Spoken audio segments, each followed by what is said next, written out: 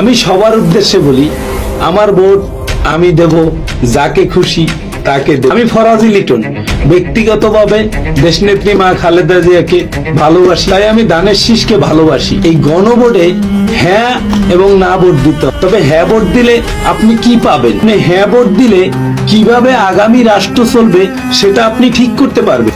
আপনি কি এমন একটা বাংলাদেশ চান যেখানে তত্ত্বাবধায়ক সরকার, নির্বাচন কমিশন এইটা গঠনে সরকারি দল বিরোধী দল একাত্রে কাজ করবে? সরকারি দল ইচ্ছা মতন সংবিধান তৈরি করতে পারবে না খুনি হাসিনার মতো। বাংলাদেশে গুরুত্বপূর্ণ পদক্ষেপ নেওয়ার আগে গণভোট চালু হবে।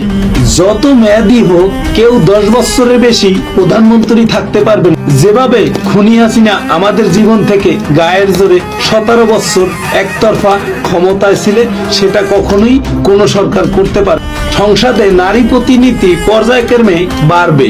দেশের বিচার ব্যবস্থা স্বাধীনভাবে কাজ করবে। আপনার মৌলিক অধিকারের সংখ্যা বাড়বে। ইন্টারনেট সেবা কখনোই বন্ধ করা যাবে না, এটা মৌলিক অধিকার হিসেবে ঘোষণা দিবে। দেখেন না এখনই বাংলাদেশে ভিডিও ভাইরাল না হলে বিচার পাওয়া যায় না। দণ্ডপ্রাপ্ত অপরাধীকে রাষ্ট্রপতি ইচ্ছামতো ক্ষমা করতে পারবেন। কুত্তালিকের আমলে দেখছেন না নির্দোষ মানুষদেরকে ফাঁসি দিয়ে দেয়, সেটা আর কখনোই করতে পারবে না। রাষ্ট্রপতি আর প্রধানমন্ত্রীর ক্ষমতার মধ্যে ভারসাম্য থাকবে। মন যা চাইলো তাই কখনোই করতে পারবে না। প্রত্যেকটা বিষয় জনগণের মতামত নিতে হবে। তাই বলি কি ভাই, আপনি যাকে ইচ্ছা তাকে ভোট দেন, কিন্তু আমরা সবাই হ্যাঁ ভোটের পক্ষে থাকতে চাই।